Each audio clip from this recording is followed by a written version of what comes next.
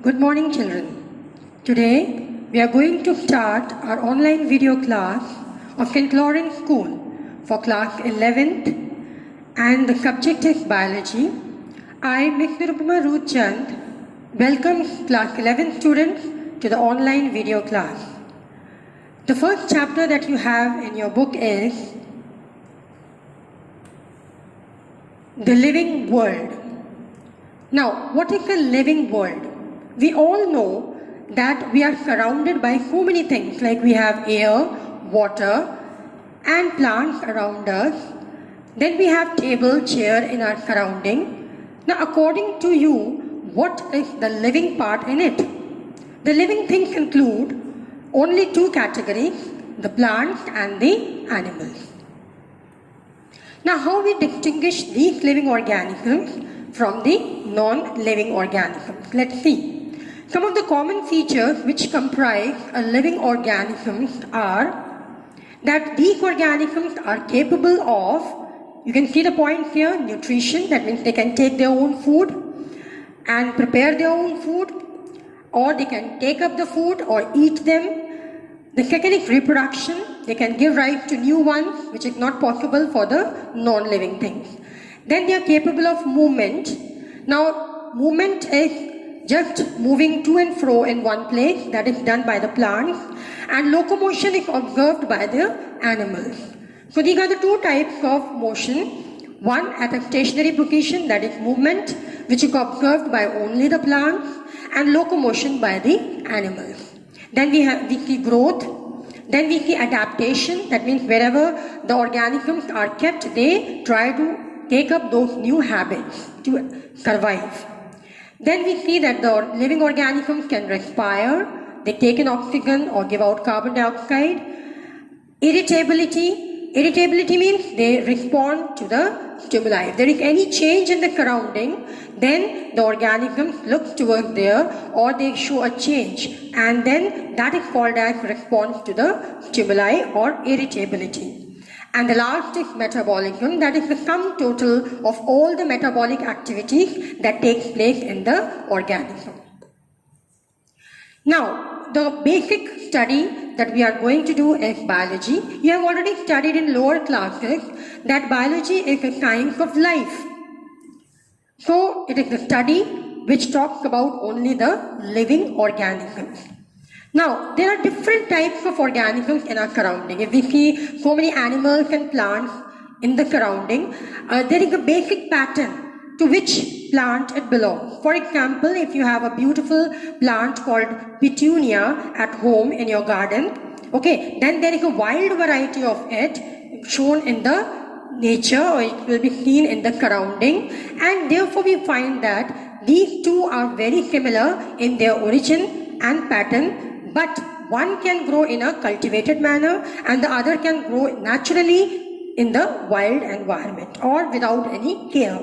So accordingly, we have classified the organisms to different forms. The reason why we need the classification of these living organisms are two. The two major reasons are to study the diverse form so that it becomes easy for us, and second is to study them in the orderly manner. Now, these are some of the terms related for our classification. First is the system by which we name the organisms is called as nomenclature. Nomen means to name them. Similarly, classification, as I already told you, to set them in groups, to classify or make them or arrange them in different groups for easy study.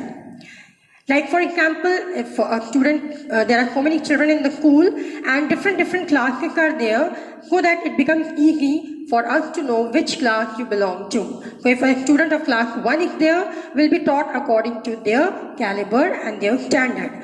Similarly, we find here we have another term, taxonomy. Now, taxonomy is a branch of biology, it is a separate branch, and that talks about three things. First is to identify the organism, then to arrange them in different order or groups, and the last is to give them a name. So we have identification, to identify them, to classify them, and then give them a name, that is nomenclature. So it is a branch of biology that deals with the study of organisms on the basis of their identification, classification, and nomenclature. The last is the systematic, that is the same thing, more or less, to place them in different groups on the basis of their characteristics which are similar to each other. Now, species, as you can see, it is a basic unit of classification. The root of the classification, the beginning starts with the species which are individual among their own self. They cannot be compared to any other organism. So if all the organisms within the same species, they have exactly similar characteristics, and the most important thing is that they are capable of interbreeding.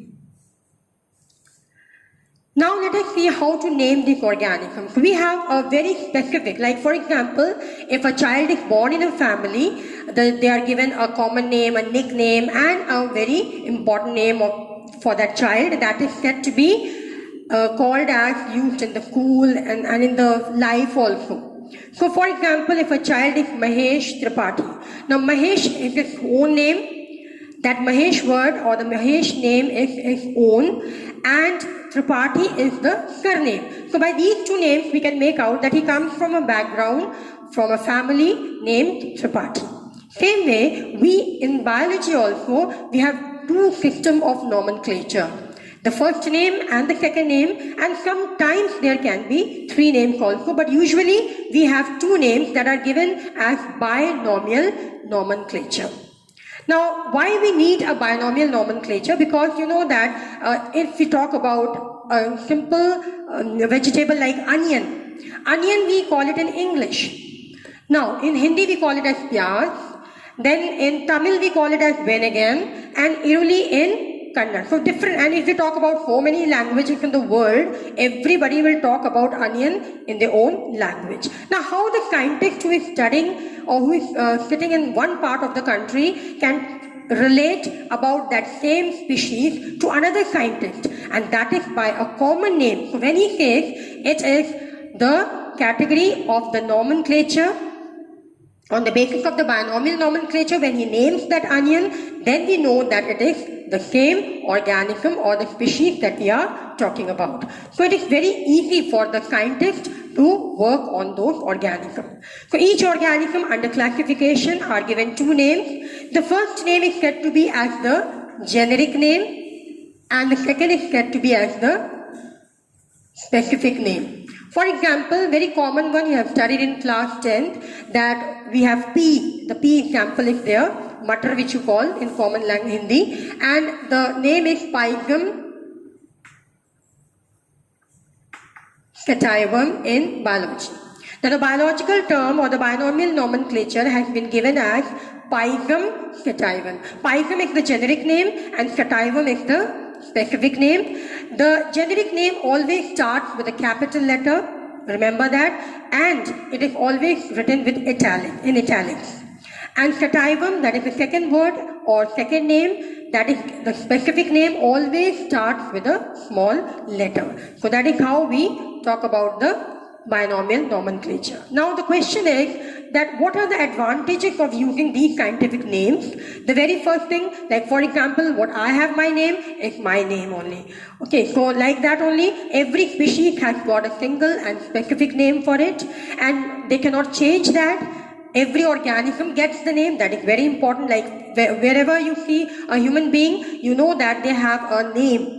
So you cannot call out by any other way. So names are universal, as I told you, that a person or a scientist who is sitting in India can understand what Pythium sativum is, and if a scientist of the other country is talking about. Same way, if I say, I am getting a lot of mangifera these days. Now, the scientist who is in other part of the country, they will know, or some other country will know I am talking about a fruit that is mango. So it becomes a common language for both the scientists. So you can see here they indicate certain characteristics of the organism that also we can see, and newly discovered can be given the names. Now we have, there are three systems of classification according to the original system of study. It is not very common now, but according to the old system of classification, we have divided the organisms on the basis of three types. One is the artificial, second is the natural, and the third is the phylogenetic. So the first artificial is very simple. Like for example, those organisms which live in water. So they all are kept in one classification or in one group. Similarly, those which live on land, they are kept in separately from the water animals. So this becomes a wider classification or a very clear one which is based on their superficial characters. So that's all about it, about the artificial system of classification. It is based on the observed characteristic and they are the superficial similarities. Animals are classified on the basis of their habitat, where they live, and the plants are classified on the basis of their habitat, for example, whether they live on the land, in water, or so on. And lifespan, for example, you see a plant which is usually having an annual life, like for example, they live for 1 year, and the other category of plants which live for 2 years. So 1 year they have flowering season and the other only the seeding. The third category is nutrition on the basis. Some are parasites, some are saprophytes, some are autotrophic in nature. So all these are superficial or observed characteristics which classify them under artificial category.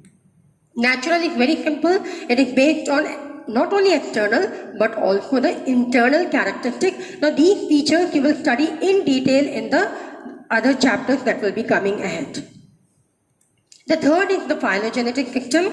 This also we find that, like for example, every organism, though we have come from the same single species, but on the other side we see, today when we see different types of plants and organisms, they have their own family record or a family history. So that we call it as a family tree or a ancestry or descent. So these organisms which have similar origin or similar family group, that is considered as the phylogenetic system of classification. Now we have major taxonomical hierarchy. Now hierarchy means to rank one above the other. You must have seen a post where you can, when a child comes first, second or third in a race, then they have a standing post where the first position child stands on the top, then the second the one who gets the second rank stands on the second post and the third one stands on the third post. So similarly here also we have a hierarchy, which means ranking of the organisms one above the other or below the other according to their general characteristic. And these taxonomical hierarchies that we are going to study are as follows. You can start from here. The major classification hierarchy is the kingdom. Now in all the living organisms that we are talking about, we find that all the organisms, they have a common characteristic that we all are living. But after that we see that we have two major classifications, that we have classified them into plants and animals. So just an example has been put here for you to understand this better, that the kingdom that we talk about is the major classification. Here in this example, you have neem, mango, frog, cat, horse, octopus, man, chimpanzee, and fish. You can include many other organisms also. Now, how we divide them? These all are considered as living organisms. But when we classify them in kingdom, because I am talking about the example of man, so I will consider the kingdom includes the animal kingdom. So let us see, we remove the mango and neem from here. And now this includes only the organisms which are belonging to kingdom Animalia. So we have two main kingdoms, plants and the animals. Then the next is the division of phylum. The phylum is considered to be the organisms which are found in the animals, and division we call it in plants. So let us see under which phylum man comes.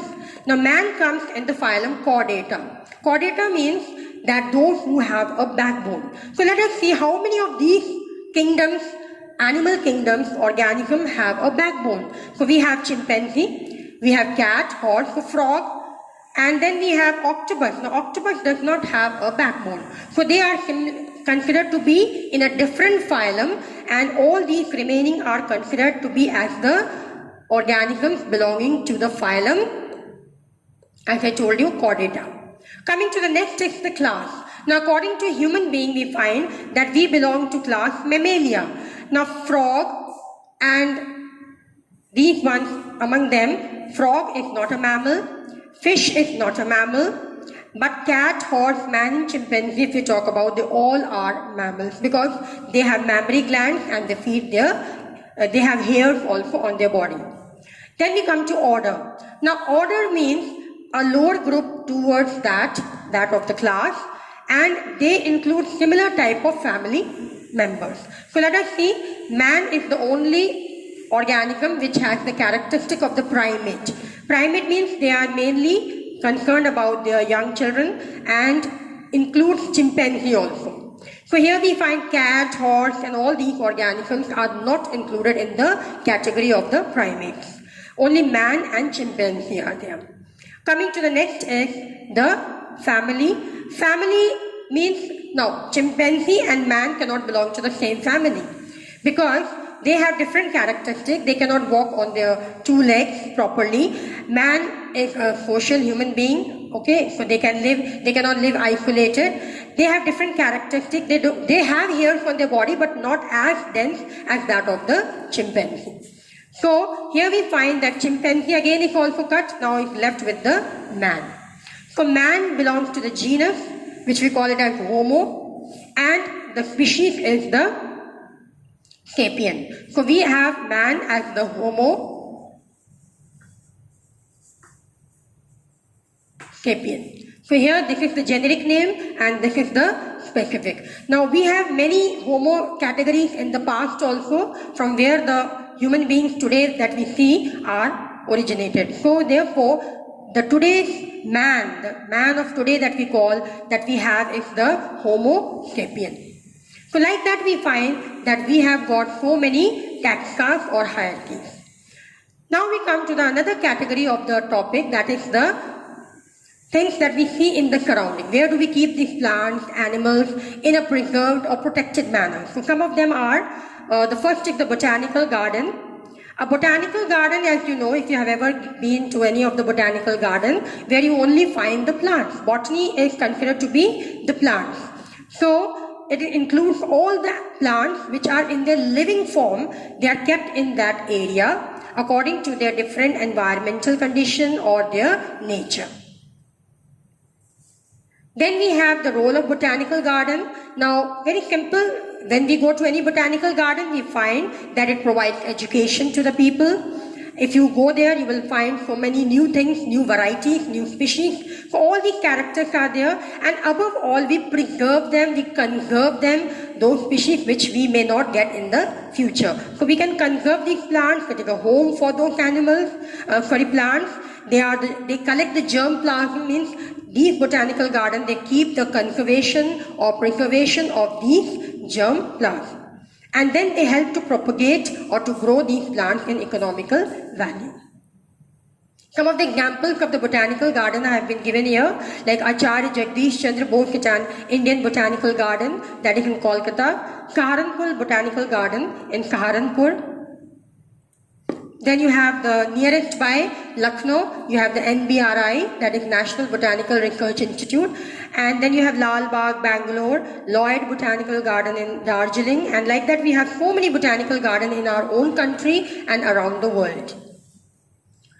The next category is herbaria. Herbaria is a collection of preserved. In the previous one, they had living organisms. Here we had the preserved organisms. The plants and animals which are not living are kept in special compartments where they are being kept in a very clear manner. They are pressed, they are mounted, and then they are kept for years to study them properly. So that we will be studying in the later part how these are being done. So these are the techniques. First of all, the plant is being collected, then it is dried. Why the plant is dried? Because if it contains moisture, that will cause a number of problems. Poisoning, again to prevent from germs, it is added with mercury chloride. Then the specific plant species, they are mounted. Mounted means kept on a white sheet paper, and then further they are being stitched so that they don't move here and there. And then the labeling or a name is given to them. And then we find here they are kept in specific cupboards or racks for further study. So whenever we have to study any type of plant or material, then immediately we can take out from the rack by studying their names easily. So that is how the herbarium technique is followed. Then we have the museum. A museum is a collection of natural, artistic, historic. It can include anything. It can include animals, it can include a plant category or any other historical part or any other art or nature, anything it can be. Then we have zoological parks, that is the place, you all know zoos. So they all are the places where the animals are kept, they are taken care of, they are being studied about. We know different types of animals by these places that we have got in the study. Now the last topic that we have is the three-domain system of classification. Now, as I told you that we have classified the organisms into kingdom and phylum and so on. But here we find that above kingdom also, if we talk about kingdom, we have only plant and animal. But there are some organisms which are lying above the rank of the kingdom. And they are considered as the three-domain system of classification. So we will study those organisms in this classification of study. The first is the domain Archaea or Archaebacteria. Now they are the primitive bacterial forms not found today, but they are the primitive ones.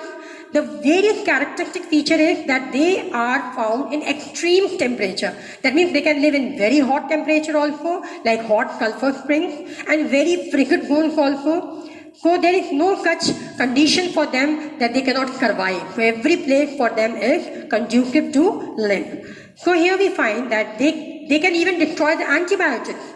So that is one of the important features. That is why it is difficult for us to kill them. And then we find that their pigment that is present in them is bacteriorhodopsin. The most characteristic feature is that their cell wall is not made up of peptidoglycan. Now why I am saying not made up of? Because the next category is made up of. They are further classified into methanogens, halophils, and thermoacidophils. Again, this topic will be studied in detail in the coming chapters.